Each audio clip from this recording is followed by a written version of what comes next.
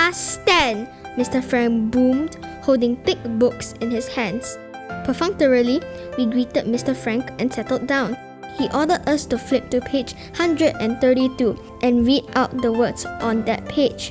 Peter groaned, yawning away, and Mr. Frank raised his eyebrow reproachfully. Is that a yawn I hear? Well, excuse me for not being exciting enough for you, Mr. Frank remarked balefully while glaring at Peter with an evil eye. Pouting, Peter stubbornly kept his gaze glued to the floor.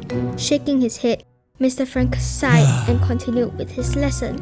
Just then, Peter noticed a piece of paper on the floor.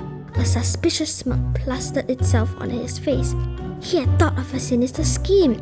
He scrunched up the piece of paper to make a makeshift ball. Then, he used the teacher's globe as a target. Many students noticed what Peter was doing and started silently cheering for Peter. A small seed of doubt began to grow inside of him. Was this really a good idea? Come on, you're so bad at this! Peter's friend booed at his hesitation. Multiple students shushed Peter's friend, afraid of getting caught. However, Peter was mad. Infuriated, Peter gathered all his strength and threw the paper ball at the globe. Bullseye! The globe was knocked backwards and shifted to a precarious position. Suddenly, it dawned on Peter that if the globe were to fall onto the ground, he would be in big trouble. As predicted, the globe started teetering. All eyes were fixed on the globe.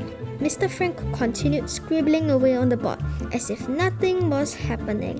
Peter crossed his fingers, hoping it would not fall. As if on cue, the globe fell off the table and crashed.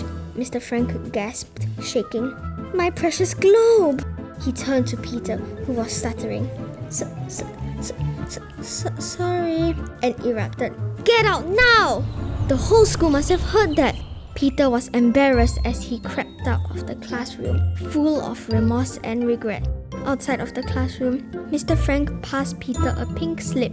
It was a slip that meant he had to go to the principal's office. Peter sighed, wishing he could turn back time. It was the longest wait of Peter's life. The teachers who passed by stared at Peter, shaking their heads in disapproval. Just then, Peter heard his name being called. He looked at the blue walls, brown chairs, and the photo of the principal frowning down at him from the walls.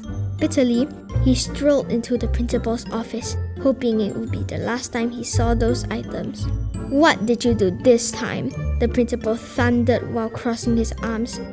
He regretted everything he had done.